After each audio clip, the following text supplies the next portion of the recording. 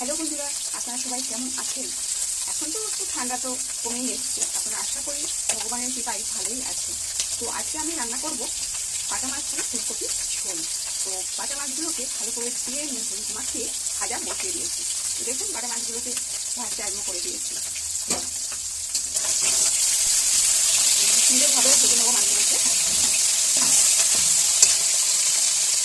মাছগুলো ভাজা হয়ে গেছে, আমি এবারে তুলে রেখে দেবো। দেখুন সুন্দর করে ভেজে নিয়েছি মাছগুলো। মাছগুলো তো ভেজে তুলে নিয়েছি, এবার আলু ফুলকপিটা কেটে রেখেছি। সেই তেলেই আমি তেজপাতা দিয়ে দেবো। তেজপাতাটা দিয়ে দিলাম, পেঁয়াজ কুচি দিয়ে দিলাম। পেঁয়াজটাকে একটু ভাজা ভাজা করে ভালো করে আলু ফুলকপি দিয়ে দিচ্ছি।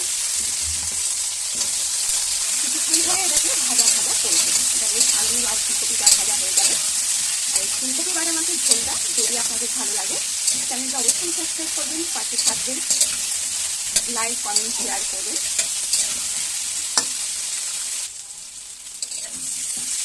ফুলকপিগুলো বেশ সুন্দরভাবে ভাজা হয়ে যাচ্ছে, আর এভাবে কিছুক্ষণ ভাজা ভাজা করবো। আরও কিছুক্ষণ ভাজা হয়ে যাচ্ছে। দেখুন ভাজা হয়ে গেছে, আমি যে মশলাটা বেটে রেখেছিলাম আমি সেটা দিয়ে দেবো। আদা রসুন পেঁয়াজ জিরে হলুদ লঙ্কা একসাথে করে বেটে রেখেছিলাম, আমি সেই মশলাটা দিয়ে দিচ্ছি।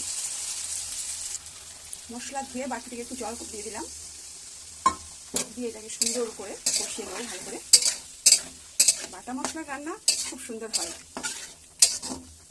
এটা বেশ কিছুক্ষণ কষাবো। নুন দিয়ে দিলাম, নুনটা অবশ্যই আপনারা আন্দাজ মতন দিয়ে দেবেন। ভালো করে নাড়াচাড়া করে দিলাম, নুনটাকে ভালো করে মিশিয়ে দিচ্ছি। এটা বেশ কিছুক্ষণ ধরে কষিয়ে নেবো সুন্দর করে। দেখুন সুন্দর করে কষিয়ে নিয়েছি। এইভাবে কষাতে হয়, তবে রান্নাটার টেস্ট খুব ভালো আসে। এবার আমি জল দিয়ে দেবো।